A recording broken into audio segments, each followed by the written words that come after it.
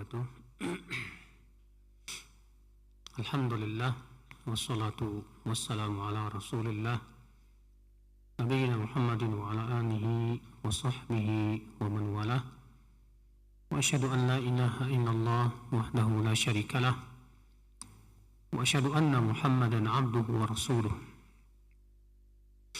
Qala Allah Ta'ala fi kitabihil karim, ya ayyuhalladzina amanu taqullaha haqqa tuqatih wa la tamutunna illa wa antum muslimun, amma ba'd. Ibu sekalian, alhamdulillah kita bersyukur kepada Allah atas limpahan karunia dan nikmat yang Allah berikan kepada kita. Dan kita melanjutkan kitab Al-Usul Ats-Tsalatsah. Ibu-ibu kalau mau ngikutin buku Al-Usul Ats-Tsalatsah silakan dibeli ya. Judulnya 3 Landasan Utama ya. Syarahnya yang paling bagus syarah Syekh Utsaimin rahimahullah. Kemarin kita sudah menyebutkan perkataan beliau, wa a'zamu ma amarallahu bihi tauhid wa huwa ifradullahi bil ibadah. Dan perintah Allah yang paling besar, perintah Allah yang paling agung adalah tauhid. Apa itu tauhid? Kata beliau, yaitu ifradullahi bil ibadah, mengesahkan Allah, menyendirikan Allah dalam ibadah. Itulah tauhid. Jadi hakikatnya ibadah itu hanya untuk Allah, tidak untuk yang lain, tidak. Semua ibadah berupa doa, ya, demikian pula tawakal dan doa dan ibadah-ibadah yang lainnya hanya untuk Allah saja dan tidak boleh diberikan kepada selain Allah Subhanahu wa ta'ala. Dan tauhid, ibu-ibu, sebagaimana sudah kita sampaikan, ada 3 macam ya. Yang pertama itu tauhidur rububiyah. Apa itu tauhid rububiyah? Yaitu mengesahkan Allah dalam perbuatan-perbuatan Allah. Perbuatan Allah seperti apa? Menciptakan, ya, mengatur, memberi rezeki, demikian pula memberikan manfaat, menolak mudarat. Demikian pula mengijabah doa, mengetahui yang gaib, menghidupkan, mematikan. Itu semua adalah rububiyahnya Allah. Wajib kita yakini bahwa yang memberikan rezeki hanya Allah. Siapa yang punya keyakinan ada selain Allah yang bisa memberikan rezeki, maka ia telah berbuat syirik dalam rububiyahnya. Wajib kita yakini hanya Allah yang mengatur alam semesta ini.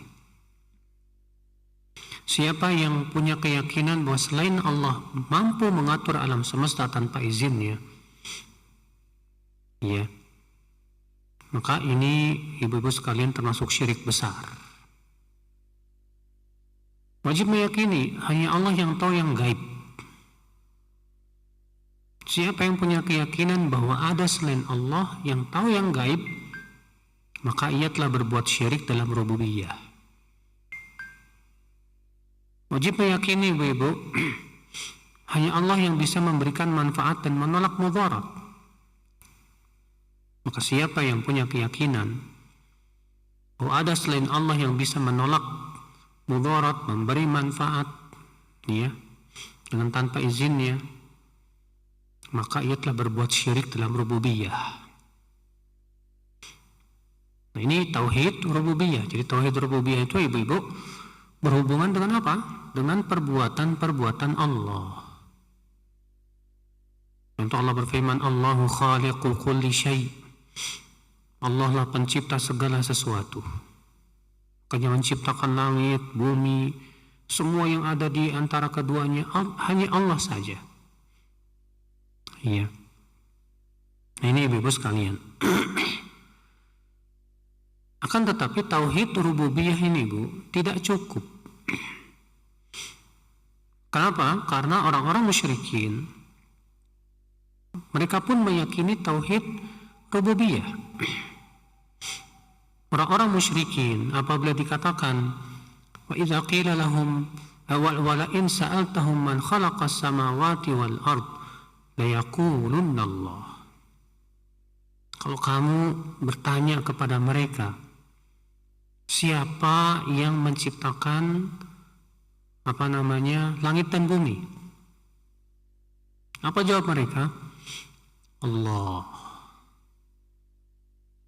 Ya. Jadi justru mereka yakin betul, ibu-ibu sekalian, bahwa yang menciptakan langit dan bumi Allah, yang menurunkan air hujan Allah, yang bisa memberikan manfaat dan mudarat Allah. Itu orang-orang musyrikin Quraisy. Ya. Tapi orang-orang musyrikin Quraisy ini, ibu-ibu, mereka mempersekutukan Allah dalam ibadah. Padahal mereka yakin bahwa Allah yang menciptakan langit-langit dan bumi. Mereka yakin bahwa Allah yang memberikan rezeki, Allah yang menurunkan air hujan, dan yang lainnya. Tapi subhanallah, karena mereka tauhidnya memang tidak di atas ilmu, ya, mereka hanya meyakini tauhid rububiyah saja dan tidak menerima tauhid uluhiyah. Maka orang-orang musyrikin Quraisy itu, ibu-ibu, ya, mereka beribadah kepada selain Allah. Allah berfirman, walladzina ittakhadhu min dunihi awliya ma na'buduhum illa liyuqarribuna ila Allahi zulfa.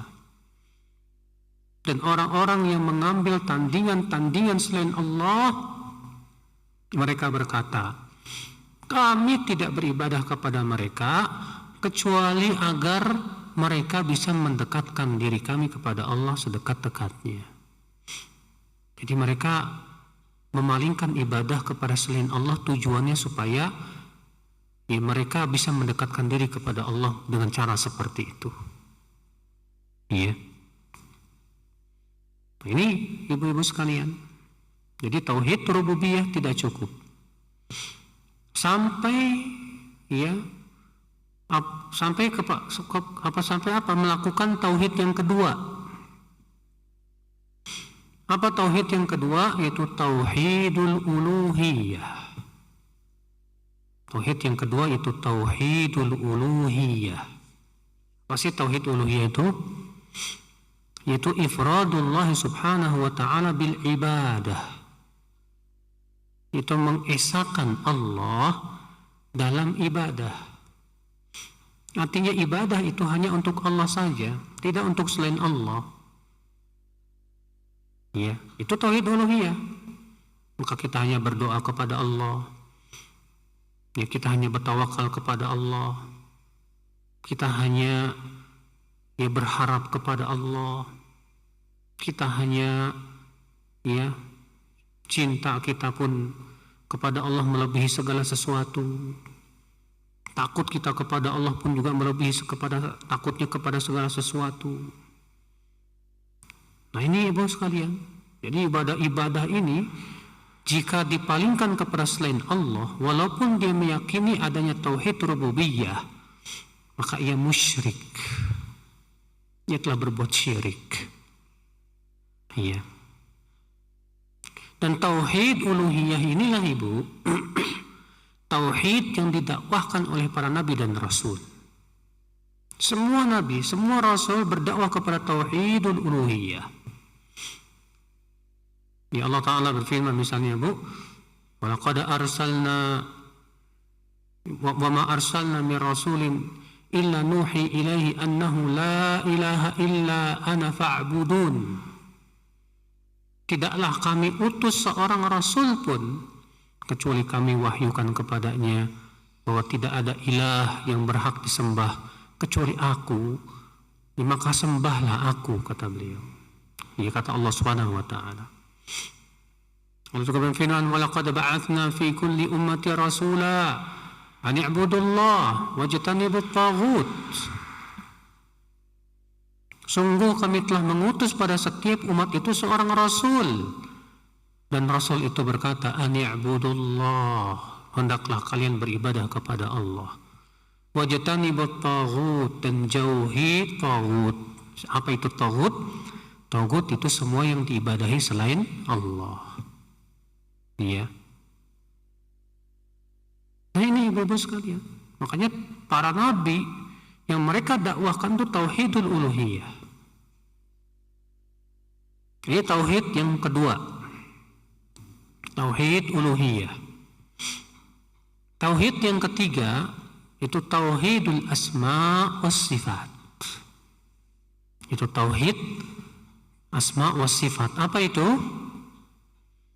Kata Syekh Utsaimin, ifradullah subhanahu wa ta'ala bima samma bihi nafsahu wa wasafa bihi nafsahu fi kitabih aw ala lisani rasulih sallallahu alaihi wasallam, wa dhalika bi itsbati ma athbatah wa nafi ma nafahu min ghairi tahrifin wala ta'thilin wa min ghairi taqyifin wala tamthilin. Tauhid asma wa sifat adalah mengesahkan Allah dalam nama dan sifat. Mengesahkan Allah dalam nama dan sifat yang Allah beritahu dalam Al-Quran dan diberitahu oleh Rasulullah SAW dalam hadisnya. Dengan cara apa? Dengan cara menetapkan semua nama dan sifat yang tertera dalam Al-Quran dan hadis itu, ibu. Namun ibu, di dalam masalah mengimani nama dan sifat Allah, hendaknya kita menjauhi 4 perkara, kata beliau. Apa itu? Yang pertama, tahrif. Apa itu tahrif, ibu-ibu? Yaitu mengubah-ubah ya sifat-sifat Allah, makna-maknanya. Contoh misalnya, Allah berfirman, Ar-Rahmanu 'alal arsy istawa. Ar-Rahman di atas arasy beristiwa. Ya, apa itu istiwa? Istiwa itu artinya tinggi di atas arasy. Nah, itu makna yang benar. Nah, tidak boleh diubah misalnya menjadi makna apa? Allah menguasai arasy. Ya. Seperti itu yang dilakukan oleh sebagian kaum muslimin. Ya. Kenapa mereka mengubah-ubah ayat-ayat nama-nama dan sifat Allah, ibu-ibu?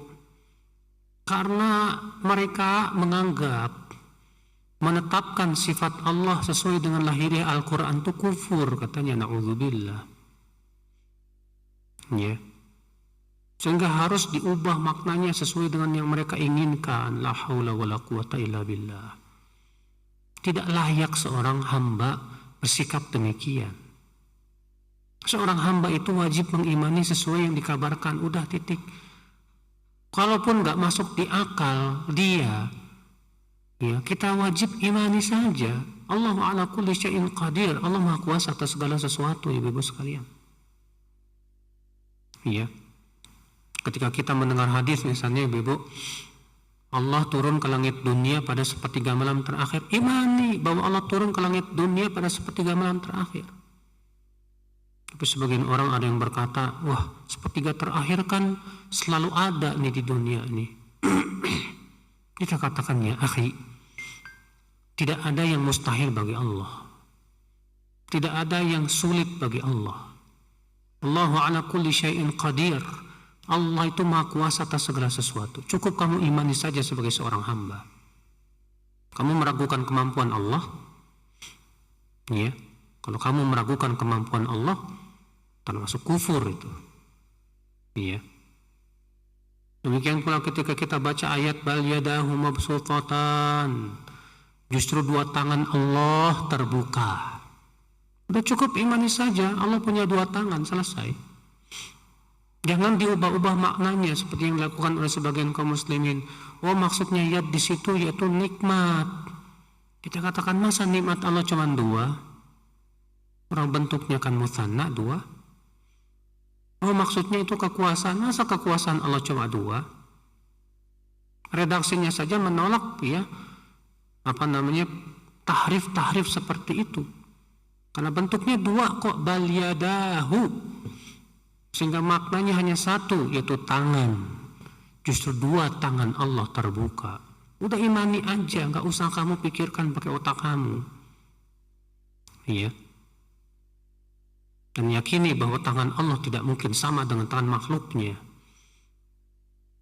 Makanya ibu-ibu sekalian ya, kaidah dalam menetapkan asma wa sifat itu ya, dalam sebuah ayat Allah mengatakan apa? Laisa kamitslihi syai' wa huwas samiul basir. Allah tidak serupa dengan apapun dan Allah Maha mendengar lagi Maha melihat. Artinya Allah mendengar, makhluk mendengar, tapi apakah mendengarnya Allah sama dengan mendengarnya makhluk? Jawab tidak sama.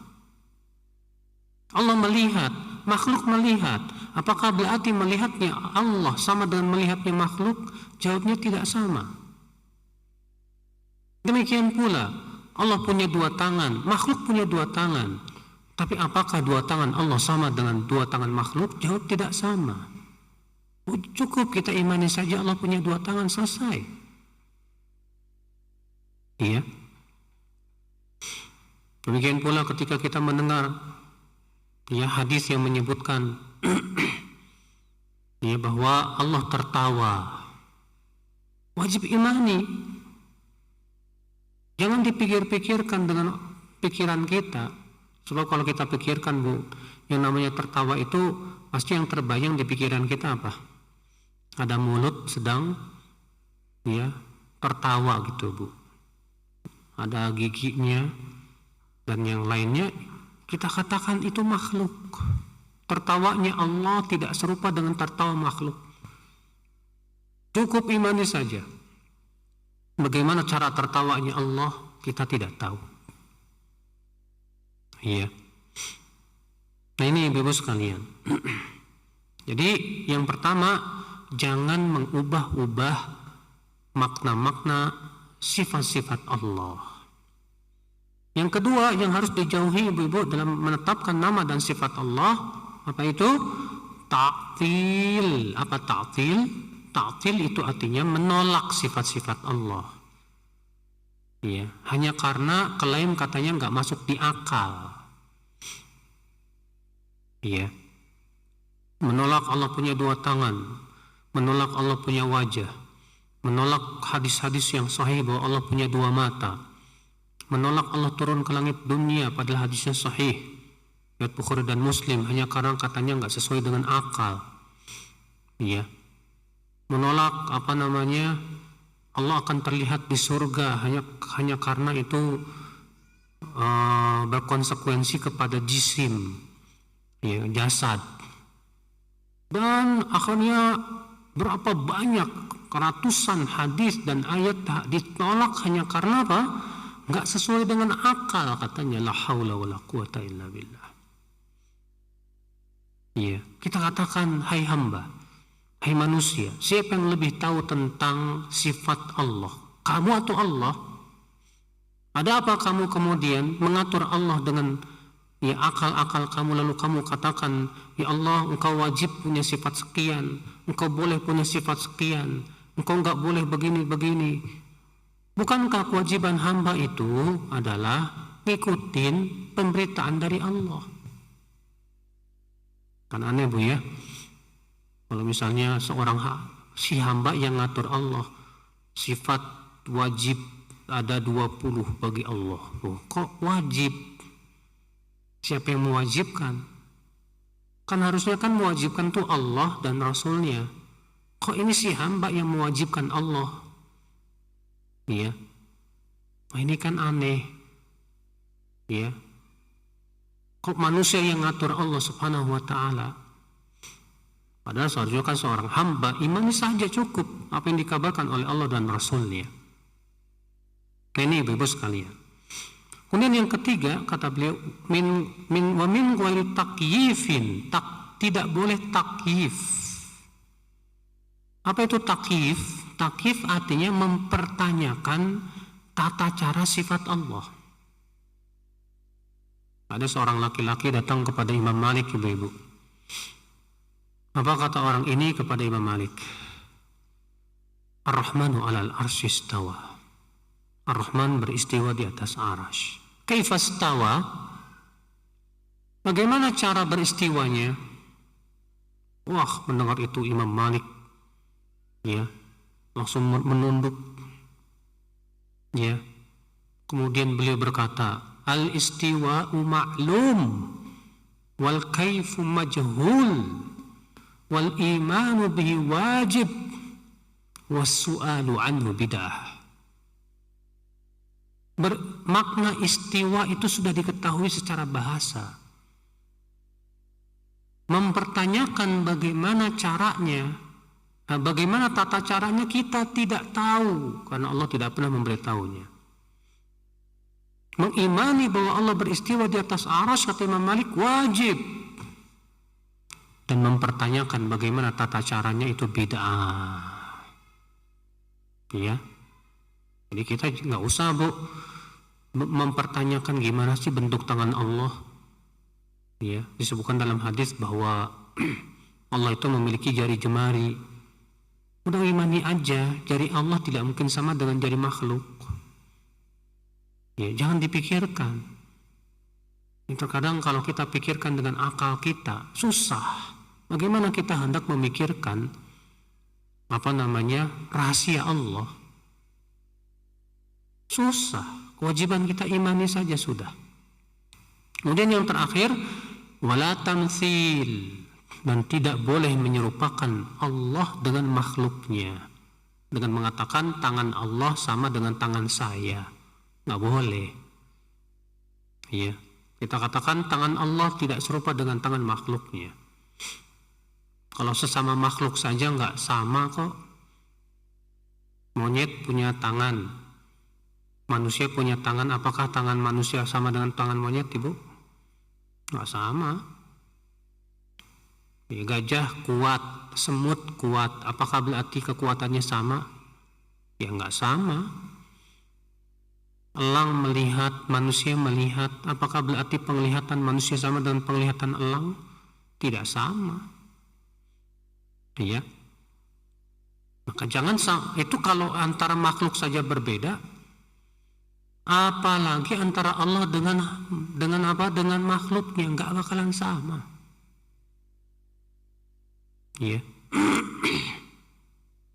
Contoh saja ibu, di surga ada pisang, di surga ada anggur, di surga ada buah-buahan. Apakah buah-buahan di surga sama dengan buah-buahan yang ada di dunia? Jawab tidak sama. Namanya sama, tapi hakikatnya berbeda. Bentuknya beda, rasanya beda. Nah, ini ibu-ibu sekalian. Kalau itu sesama makhluk saja berbeda, apalagi antara Allah dengan makhluknya, maka tidak mungkin sama, ibu-ibu sekalian. Jadi cukup kita imani Allah beristiwa di atas arasy, tapi istiwanya Allah tidak sama dengan istiwa makhluk. Allah turun ke langit dunia pada sepertiga malam terakhir, tapi turunnya Allah tidak sama dengan turunnya makhluk. Cukup imani saja. Nah, ini 3 macam tauhid, ibu ya. Apa saja? Yang pertama tauhid rububiyah. Yang kedua tauhid uluhiyah. Dan yang ketiga tauhid asma was sifat. Apa dalil 3 macam tauhid ini, Bu? Dalilnya itu istiqra, penelitian terhadap dalil. Para ulama ketika meneliti dalil-dalil yang berhubungan tentang tauhid, maka didapati bahwa ternyata tauhid itu tidak lepas dari 3. Contoh saja misalnya dalam surat Al-Fatihah, Allah Ta'ala berfirman, Alhamdulillahi Rabbil Alamin, Ar-Rahmanir Rahim, Maliki yaumiddin, iyyaka na'budu wa iyyaka nasta'in, ihdinas siratal mustaqim. Alhamdulillah, segala puji bagi Allah. Ini tauhid apa? Tauhid uluhiyah, memurnikan pujian hanya untuk Allah saja. Dan memuji Allah termasuk ibadah tidak? Iya. Rabbil alamin, Rabb semesta alam. Ini tauhid apa? Tauhidur rububiyah. Karena Allah Rabbnya semesta alam, pemiliknya dan penciptanya dan pengaturnya. Ar-Rahmanir Rahim, yang Maha Rahman lagi Maha Rahim. Ya. Ini apa? Tauhidul asma was sifat. Nama Allah Rahman, nama Allah Rahim, dan sifat Allah itu rahmat, di mana rahmat Allah meluasi segala sesuatu. Maliki yaumiddin, raja atau pemilik, raja hari pembalasan, masuk padanya tauhid rububiyah dan asma was sifat. Iya. Karena Allah lah raja di hari pembalasan. Dan di antara nama Allah adalah Al-Malik, yang raja. Iyyaka na'budu wa iyyaka nasta'in. Hanya kepada Engkau kami beribadah, dan hanya kepada Engkau kami memohon pertolongan. Tauhid apa? Uluhiyah. Ihdinas siratal mustaqim, Allah berikan kepada kami hidayah kepada jalan yang lurus. Tauhid apa? Uluhiyah. Di mana kita hanya berdoa kepada Allah saja. Ya. Perhatikan, lihat ibu-ibu sekalian, dalam Al-Quran dan hadis, tauhid tidak lepas dari 3 macam ini. Yang pertama tauhid rububiyah, kemudian yang kedua tauhid uluhiyah, dan yang ketiga tauhid asma was sifat. Jadi dalilnya apa ibu-ibu? Dalilnya istiqra. Istiqra itu apa sih tadi? Istiqra itu adalah penelitian terhadap dalil. Dan banyak sekali ya masalah-masalah dalam Islam itu Bu, yang berdasarkan dalil istiqra. Ya. Contohnya apa? Contohnya hukum Islam ada 5. Wajib, sunnah, mubah, makruh, haram. Mana dalilnya kalau hukum Islam ada 5? Kata para ulama, berdasarkan penelitian terhadap dalil, istiqra. Setelah diteliti semua dalil-dalil yang berhubungan dengan hukum, ya, tidak lepas dalil hukum Islam itu dari 5 tadi.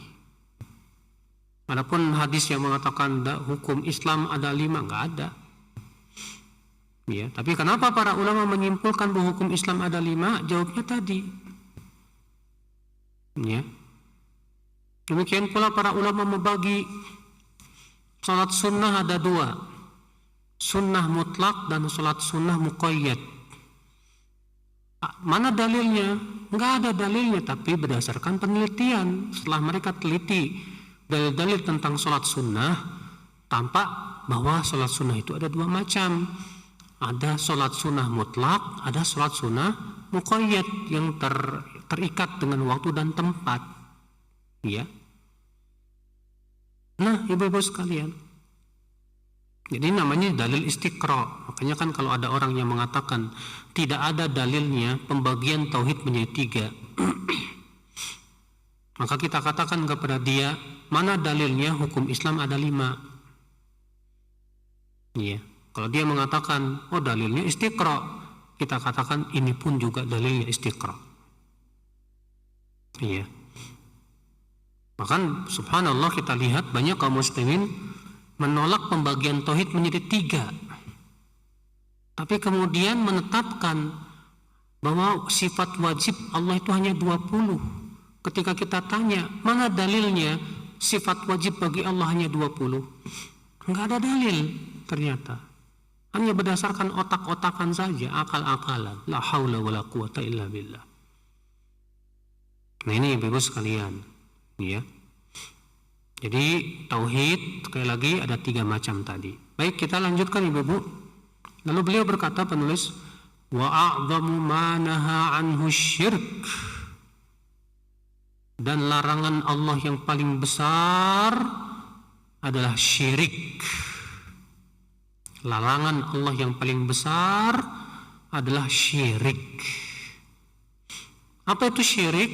Kata beliau, wa huwa da'watu ghairihi ma'ah. Syirik adalah menyeru selain Allah bersama Allah. Ya, menyeru selain Allah bersama Allah Subhanahu wa ta'ala. Syirik itu, Ibu, mempersekutukan Allah, baik dalam rububiyahnya, dalam uluhiyahnya, ataupun dalam asma dan sifatnya. Ya. Syirik dalam rububiyah contohnya apa? Sudah kita sebutkan tadi, Ibu. Syirik dalam rububiyah contohnya meyakini ada selain Allah yang bisa ngasih rezeki. Ya. Itu syirik dalam rububiyah. Meyakini ada selain Allah yang tahu yang gaib. Syirik dalam rububiyah. Kenapa? Karena yang mengetahui yang gaib hanya Allah. Ya, Allah berfirman, "Qul la ya'lamu man fis samawati wal ardhil ghaiba illa Allah." Katakan, tidak ada siapapun di langit dan di bumi yang mengetahui yang gaib kecuali Allah saja. Ya. Syirik dalam rububiyah contohnya apalagi tadi? Meyakini ada selain Allah yang bisa mengijabah doa. Yang bisa mengijabah doa hanya Allah. Kalau ada keyakinan bahwa mayat yang sudah meninggal bisa mengijabah doa kita, ini syirik dalam rububiyah, Ibu. Ya, demikian pula meyakini sesuatu itu bisa menolak bala. Contoh misalnya ada orang yang pakai penangkal dengan keyakinan bahwa penangkal ini, jimat ini bisa ya menangkal atau menolak bala. Maka ini syirik dalam rububiyah. Kenapa? Karena yang bisa menolak bala hanya Allah Subhanahu wa ta'ala saja. Ya. Nah ini Ibu sekalian, itu syirik dalam rububiyah. Syirik dalam uluhiyah tadi sudah kita sebutkan. Itu memalingkan ibadah kepada selain Allah. Seperti berdoa kepada selain Allah, tawakalnya kepada selain Allah. Ya. Mencintai sesuatu seperti mencintai Allah. Takut kepada sesuatu seperti takutnya dia kepada Allah. Menggantungkan pengharapan kepada makhluk seperti ia berharap kepada Allah. Nah, ini semua termasuk syirik, Ibu-ibu sekalian. Ya. Terkadang kita ibu-ibu tidak sadar suka jatuh kepada syirik. Ya. Contoh misalnya kita mau naik pesawat nih. Aduh, ketakutan. Pas ngelihat di pesawat ada ustadz, tenang, ada ustadz, insya Allah aman. Wah, ini syirik, Ibu. Kenapa? Kita tawakalnya bukan kepada Allah, kepada sang ustadz tadi. Ada ustadz tidak bisa memberikan manfaat dan menolak apa? Mudarat. Ya. Ini tidak boleh kita tawakal kepada makhluk. Tidak boleh, Ibu sekalian. Nah, adapun syirik dalam asma wa sifat, ya, seperti memberikan sifat kepada makhluk yang itu adalah sifat hanya khusus Allah saja. Seperti misalnya, ya, Allah menyifati dirinya dengan rahmat yang sangat luas. Maka siapa yang punya keyakinan bahwa ada makhluk yang rahmatnya sama dengan rahmat Allah, ini syirik, Ibu sekalian. Iya. Siapa yang punya keyakinan bahwa sifat makhluk sama dengan sifat Allah, ini termasuk syirik, Ibu sekalian. Ini syirik dalam asma was sifat. Jadi ini syirik, Bu, dan syirik dibagi lagi oleh para ulama menjadi dua macam, Ibu. Kata Syekh Utsaimin, wasyirku naw'an. Syirik ada dua macam. Yang pertama syirkun akbar, syirik besar. Dan yang kedua syirkun asghar, syirik kecil.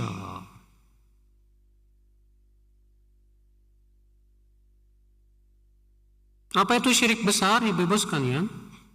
Syirik besar adalah memalingkan ibadah kepada selain Allah, menyeru selain Allah Subhanahu wa taala, dan menjadikan untuk Allah tandingan. Ya, dan menjadikan untuk Allah tandingan yang sebanding dengan Allah Subhanahu wa taala. Sedangkan syirik kecil adalah semua perbuatan yang bisa menjurus kepada syirik besar. Ya, seperti riya, ujub, sombong. Ya. Semua syirik kecil, Ibu. Kenapa riya itu syirik kecil bukan syirik besar? Ya, karena dia masih meyakini bahwasanya ridho Allah segala-galanya.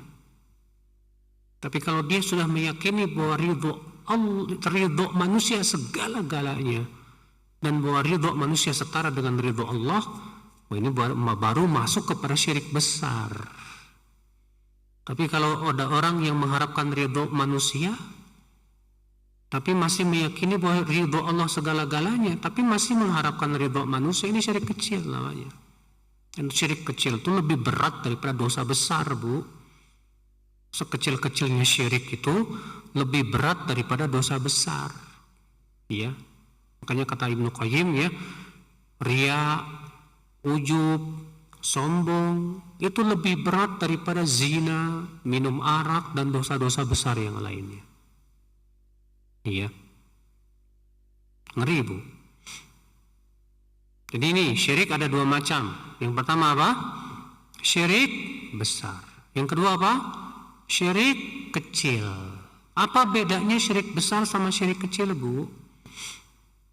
Para ulama menyebutkan ada 3 perbedaan, Bu, antara syirik besar dengan syirik kecil. Apa itu? Yang pertama, syirik besar membatalkan seluruh amal. Maka orang yang jatuh kepada syirik besar, amalnya habis semuanya, batal. Mana dalilnya? Allah berfirman, la in asyrakta la yahbatanna amaluk. Kalau kamu berbuat syirik, Allah batalkan amal-amal kamu itu. Iya. Sedangkan syirik kecil, Ibu, hanya membatalkan amal yang terkena syirik kecil itu saja. Dia tidak membatalkan seluruh amal. Contoh misalnya kalau Ibu baca Quran, kemudian riya, pengen dipuji karena suara Ibu bagus. Batal, nggak dapat pahala, bahkan dapat dosa ketika baca Quran itu. Iya. Dan riya itu ngeri, Bu. Bisa mengubah amalan yang sangat agung menjadi amalan yang sangat buruk. Orang menuntut ilmu, kalau riya bukan dapat pahala, malah dapat dosa besar. Iya, orang sedekah gara-gara riya bukannya dapat pahala, malah dapat dosa besar. Mengerikan sekali, ya. Perbedaan yang kedua, syirik besar dengan syirik kecil apa? Syirik besar, kalau seseorang mati di atasnya, maka ia kekal dalam neraka selama-lamanya, abadal abidin. Allah tidak akan mengampuninya kalau ia mati di atas syirik besar. Mana dalilnya? Allah berfirman, innallaha la yaghfiru an yushraka bih. Sesungguhnya Allah tidak akan mengampuni dosa syirik. Allah tidak akan mengampuninya. Allah juga berfirman, innahu man yusyrik billah faqad harramallahu alaihil jannah wa ma'wahun nar. Sesungguhnya siapa yang mempersekutukan Allah, maka Allah haramkan ia surga untuknya, dan tempatnya adalah api neraka. Subhanallah. Iya. Nah, ibu-ibu sekalian lihat. Ini kalau syirik besar, kalau seseorang mati di atasnya, kekal dia dalam api neraka. Tapi kalau syirik kecil, kalau seseorang mati di atasnya, ia tidak kekal dalam neraka. Perbedaan yang ketiga, syirik besar mengeluarkan pelakunya dari Islam. Sedangkan syirik kecil tidak mengeluarkan pelakunya dari Islam. Walaupun tentunya Bu, kalau ada seorang muslim jatuh kepada syirik besar, apakah langsung kita kafirkan? Tentu tidak. Wajib kita tegakkan dulu hujjah, dihilangkan syubhat. Terkadang ya, orang berbuat syirik karena ketidaktahuan, Bu. Dia tidak tahu kalau itu termasuk kesyirikan. Ya. Nah, ini Ibu sekalian. Jadi ini Bu ya, jadi syirik ada dua macam. Syirik besar dan syirik kecil. Dan hati-hati Ibu, jangan sampai kita jatuh kepada syirik, jangan. Apalagi kalau mati di atas syirik ini, na'udzubillah. Jangan pernah merasa aman dari syirik, Bu. Jangan pernah. Kalau Nabi Ibrahim saja berlindung kepada Allah. Nabi Ibrahim berkata, "Wajannubani wa bani an na'budal asnam." Ya Allah, jauhkan aku dan anak-anakku untuk menyembah berhala, ya Allah. Bayangkan Nabi Ibrahim saja minta perlindungan kepada Allah dari kesyirikan. Rasulullah SAW, manusia yang paling mentauhidkan Allah saja, berlindung kepada Allah dari syirik. Padahal mereka Masya Allah imannya, tauhidnya luar biasa. Siapa kita? Maka tidak layak kita merasa aman dari syirik, ibu-ibu sekalian. Ya. Nah ini ibu-ibu sekalian. Kemudian kita lanjutkan ya, kitab Al-Usulul Salasahnya. فَإِذَا قِيلَ لَكَ مَا الْأُصُولُ الثَّلَاثَةُ الَّتِي يَجِبُ عَلَى الْإِنسَانِ مَعْرِفَتُهَا. Apabila dikatakan kepada kamu, apa itu 3 pokok yang wajib atas setiap insan untuk mempelajarinya? Karena buku ini judulnya Al-Usulul Thalathah, 3 landasan utama atau 3 pokok. Ya. Maka beliau mengatakan, kalau dikatakan kepada kamu, apakah 3 pokok yang wajib atas setiap insan untuk mempelajarinya? Apa sih? Faqul, jawab.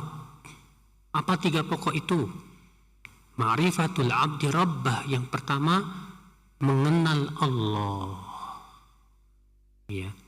Wadinah, yang kedua mengenal agama Allah. Yang ketiga, wa nabiyahu Muhammadin sallallahu alaihi wasallam, mengenal Nabi Muhammad sallallahu alaihi wasallam. Nah ini 3 pokok ibu. Ya, apa yang pertama tadi? Mengenal Allah. Yang kedua mengenal agama Allah. Dan yang ketiga mengenal Nabi kita Nabi Muhammad sallallahu alaihi wasallam. Dan 3 inilah ibu-ibu yang akan ditanya di alam kubur kita nanti. Ya. Dimana apabila seorang insan telah dikuburkan di dalam kuburnya, akan didatangi oleh 2 malaikat, malaikat Munkar dan Nakir.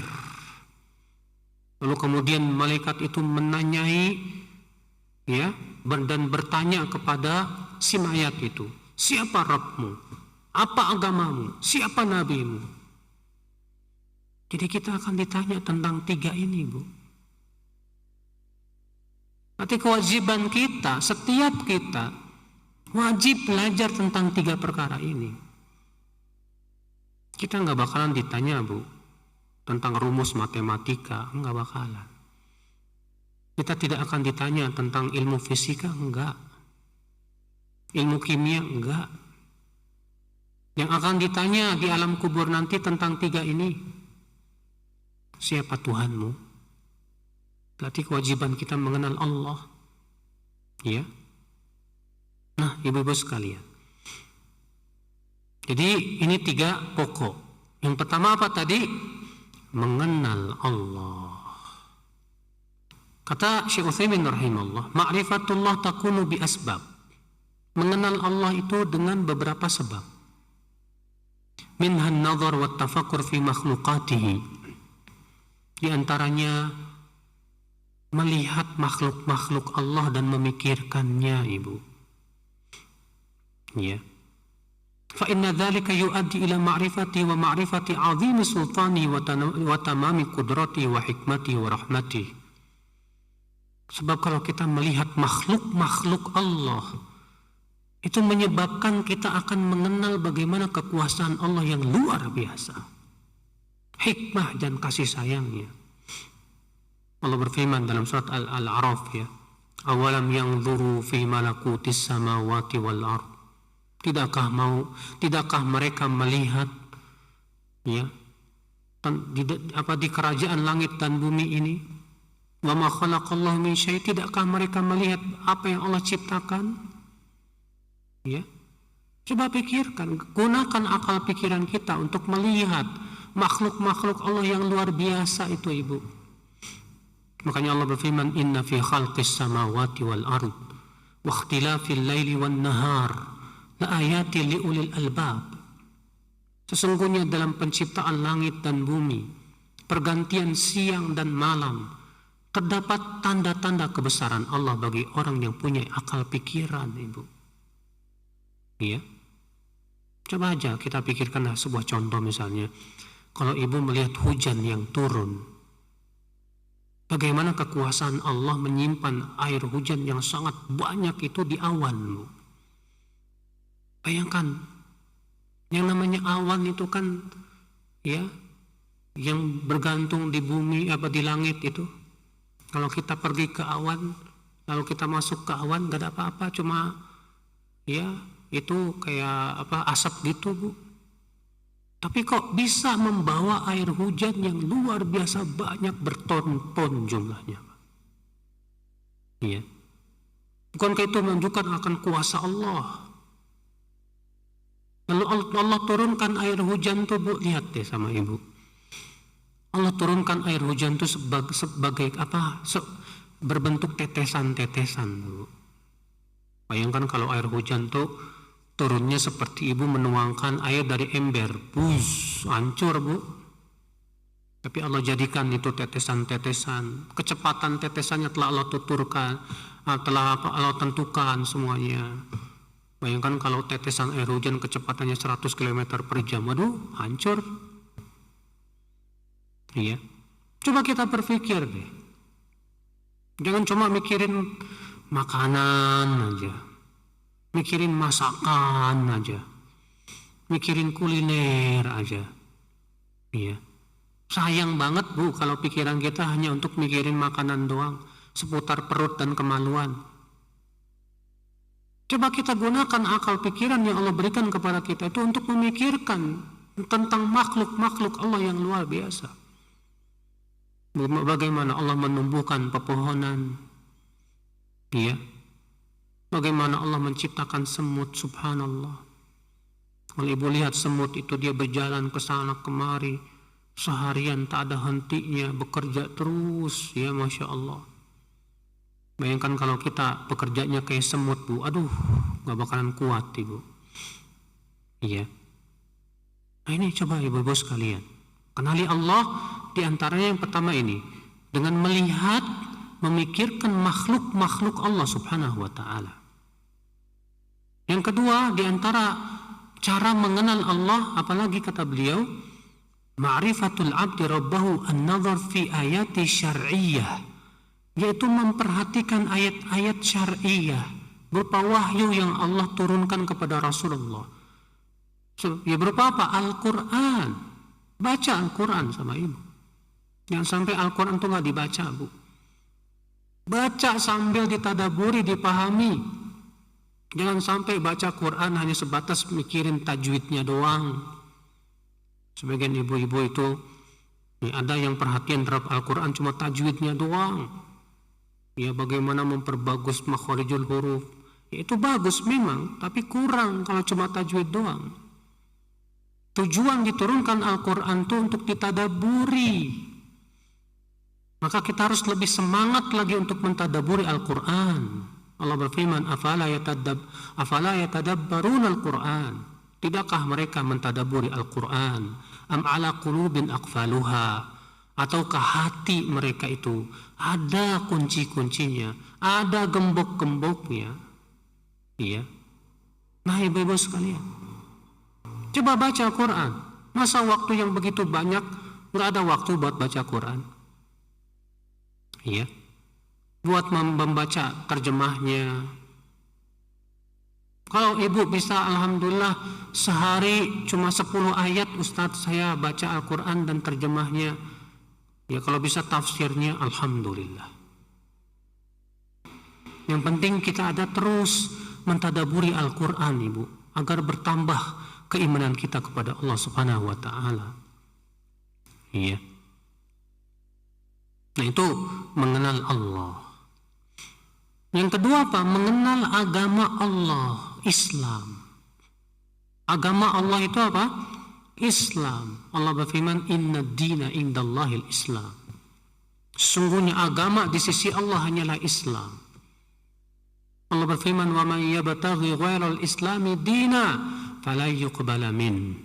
Siapa yang mencari agama selain Islam, ya, maka dia tidak akan diterima darinya, kata Allah Subhanahu wa Ta'ala. Semua nabi dan rasul agamanya Islam. Ya. Ini Nabi Ibrahim mengatakan hanifan muslima. Nabi Yusuf minta kepada Allah supaya diwafatkan di atas Islam. Nabi Yusuf berdoa, tawaffani muslima. Ya Allah, wafatkan aku dalam keadaan muslim, ya Allah. Iya. Jadi agama Islam itu seperti apa? Pelajari, Bu, pelajari.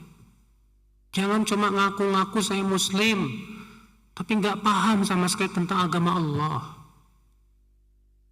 Iya. Allah mencela orang yang lebih paham dunia dibandingkan paham agamanya, paham akhiratnya. Iya. Allah berfirman, ya'lamuna zahiran minal hayatid dunya wa hum 'anil akhirati hum ghafilun. Mereka hanya berilmu tentang lahiriah kehidupan dunia, sementara tentang akhirat mereka lalai. Allah mencela orang seperti itu, Bu, yang hanya pengen taunya tentang dunia, tapi ya mau belajar tentang agama, tentang akhirat malas. La haula wala quwata illa billah. Iya. Nah, ibu-ibu sekalian, penting pelajari deh tentang agama Allah, hakikat Islam itu apa sih? Apa sih ajaran Islam? Bagaimana keagungan Islam? Coba pelajari. Iya. Tentunya dengan dalil-dalilnya, Ibu. Kita lihat, ya, Ibu belajar tentang akidah, terus usahakan dengan dalilnya, tentang ibadah dengan dalilnya.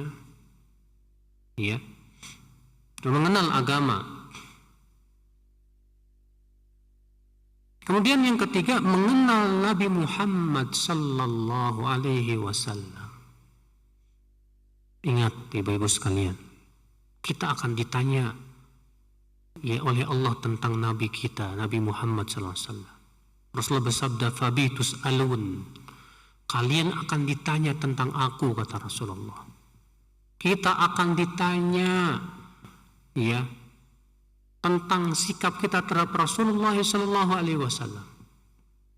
Ingat, Ibu, kita tidak akan ditanya kenapa kamu menyelisih si fulan dan si fulan, enggak.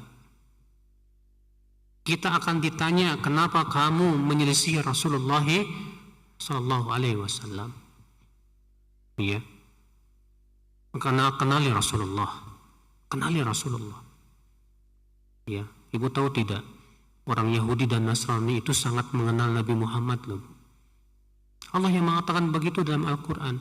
Alladzina atainahumul kitaba ya'rifunahu kama ya'rifuna abana'ahum. Orang-orang yang kami berikan kepada mereka Alkitab, itu Taurat dan Injil, mereka mengenal Nabi Muhammad seperti mengenal anak-anak mereka sendiri. Masya Allah.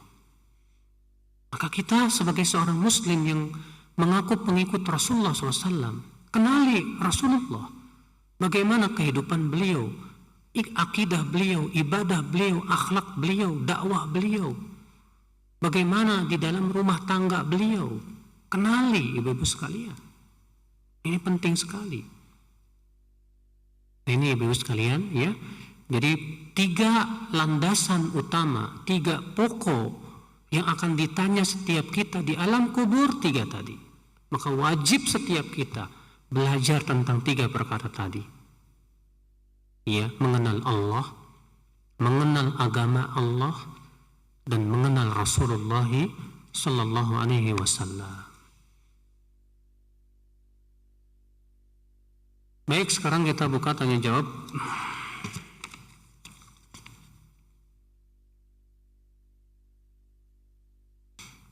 Ustaz, bagaimana kebiasaan umat zaman sekarang yang sedikit-dikit memposting sedang belajar, sedang kajian, tapi mengatakan bahwa dia ikhlas untuk berdakwah? Apakah itu masih dikatakan riya? Ya, apakah itu masih dikatakan riya? Ibu-ibu sekalian, kewajiban kita adalah berhusnudzon saja. Insya Allah mudah-mudahan dia ikhlas. Cuma masalahnya, Bu, kalau kita melihat perbuatan salafus saleh, para sahabat, para tabi'in, para tabi'ut tabi'in, mereka justru orang yang paling ikhlas. Dan ternyata mereka berusaha semaksimal mungkin untuk menyembunyikan amal soleh mereka. Ya, ternyata manusia-manusia yang paling ikhlas saja berusaha sekuat tenaga menyembunyikan amal soleh mereka. Karena untuk ikhlas itu tidak mudah, ibu-ibu. Tidak mudah. Ya, kalau kita posting nih, update sedang belajar, sedang kajian, yakin dia bisa ikhlas terus? Apa dia tidak khawatir kemasukan riya? Apa dia tidak khawatir kemasukan ujub? Jangan merasa aman. Ya, upayakan sembunyikan amal kita semaksimal mungkin, seperti halnya salafus saleh. Karena untuk ikhlas, betul-betul terus ikhlas tidak mudah, ibu.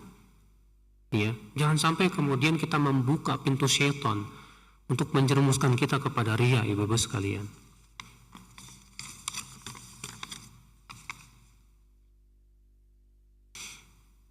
Apa hukumnya suami mengatakan pulang aja ke ibumu, pergi sana bawa barang-barangmu? Secara berulang kali dalam keadaan beliau sedang marah. Apakah sudah jatuh talak?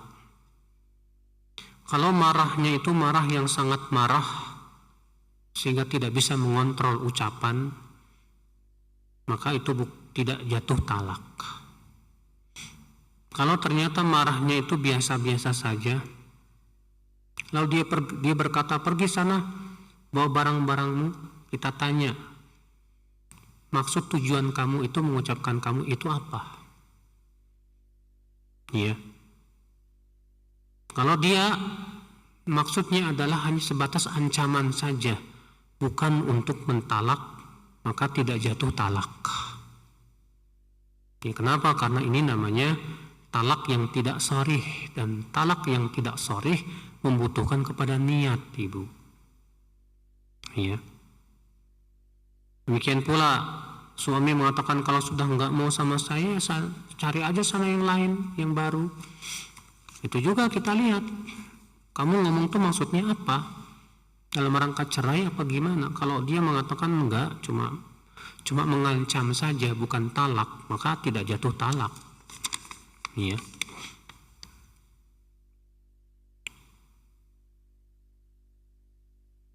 Bagaimana cara menghilangkan bisikan setan yang membisikkan bahwa keislaman saya tidak diterima oleh Allah?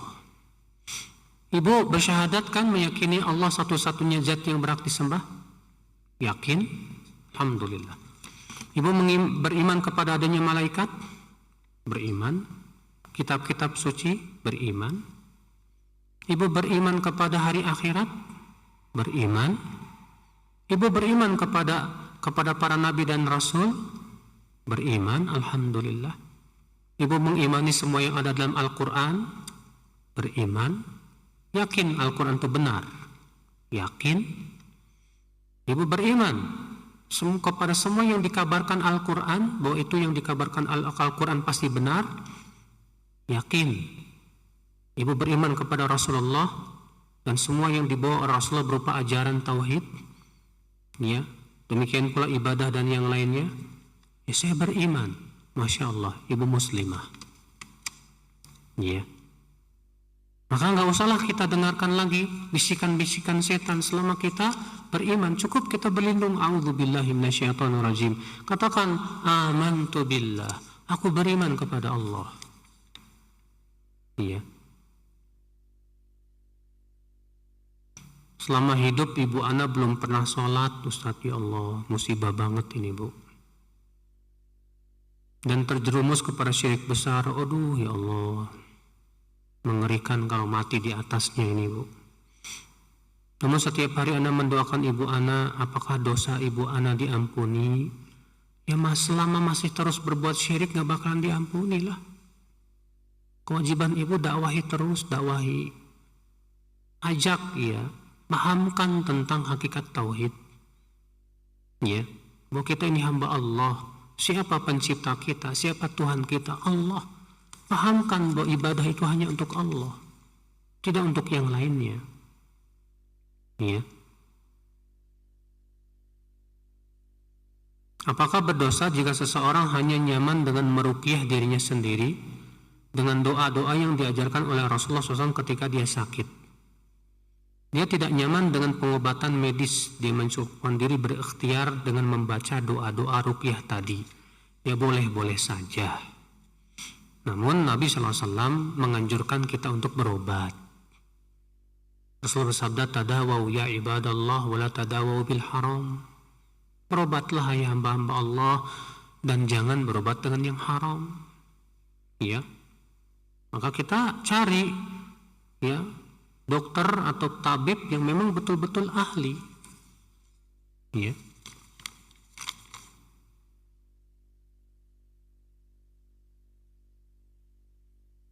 Kalau mau muji dengan pandangan jutek, itu bisa terdapat ain enggak? Maksudnya gimana muji dengan pandangan jutek? Masa muji sambil jutek? Kayaknya enggak mungkin deh. Jutek itu biasanya menunjukkan kepada ketidaksukaan, Ibu. Iya. Maka kalau ada orang yang jutek sama kita, ya sabar aja, nggak usah dijawab. Ya, toh itu tidak akan memberikan mudarat sama sekali kok buat kita. Tidak akan membahayakan kita sama sekali.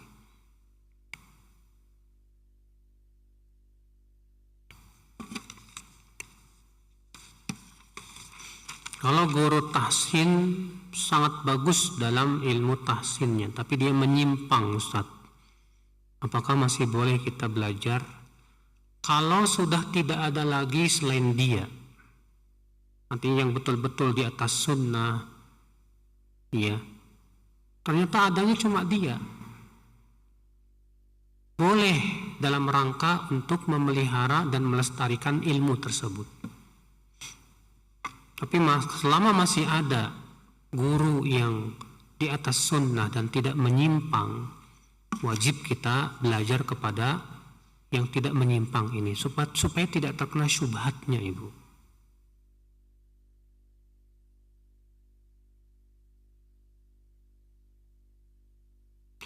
Doa dalam sujud itu apakah setiap sujud ataukah sujud terakhir saja? Setiap sujud, nggak ada dalilnya. Dikhususkan sujud terakhir, nggak ada dalilnya, Bu. Rasulullah mengatakan wa amma sujud, adapun sujud fajtahidu fihi du'a, hendaklah kalian bersungguh-sungguh dalam berdoa. Rasulullah tidak menentukan sujud yang mana, tidak. Maka siapa yang menentukan sujud terakhir saja, berarti dia sudah mengkhususkan dalil tanpa dalil. Iya. Tidak boleh kita mengkhususkan sabda Nabi dengan akal, nggak boleh. Iya. Jadi dianjurkan banyak berdoa itu pada setiap sujud. Sujud mana saja terserah. Demikian, semoga yang sampaikan bermanfaat. Subhanakallah bihamdik, asyhadu an la ilaha illa anta astaghfiruka wa atubu ilaik. Ya, wabillahi taufik. Assalamualaikum warahmatullahi wabarakatuh.